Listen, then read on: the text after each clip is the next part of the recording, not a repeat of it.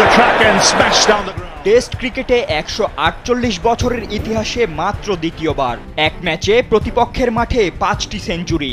সেই দুর্লভ রেকর্ডে এবার নাম লিখিয়ে ফেলল ভারত, যার মধ্য দিয়ে ৭০ বছর পর ক্রিকেট ইতিহাসে আবারও লেখা হলো নতুন গল্প।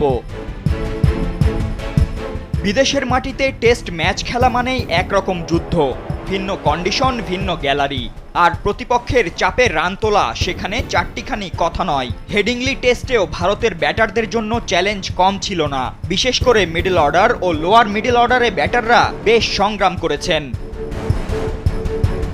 এখন যে কোনো ব্র্যান্ডের পুরাতন এসি বদলে নতুন ওয়ালটন এসিতে উপভোগ করুন 25% ছাড়।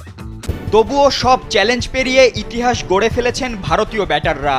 ২ ইনিংস মিলিয়ে ভারতের ব্যাটিং ইউনিট করল ৫টি সেঞ্চুরি। ২ ইনিংসে ঋষভ পন্থের জোড়া সেঞ্চুরির পাশাপাশি ৩ অঙ্কের ঘর স্পর্শ করেছেন যশস্বী জয়সওয়াল, শুভমন গিল আর কেএল রাহুল।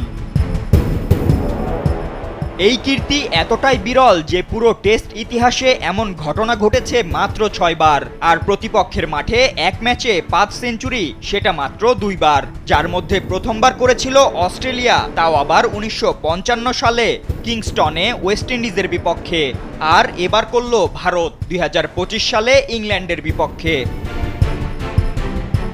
টেস্ট ইতিহাসে ৭০ বছর পর নতুন নাম, নতুন অধ্যায়। হেডিংলির মাটিতে ভারতের ব্যাটিং পারফরম্যান্স শুধু নজর কাড়া নয়, বরং সময়ের পরীক্ষায় টিকে থাকার মতো এক সোনালী স্মৃতি হয়ে থাকবে টেস্ট ক্রিকেটের পাতায়।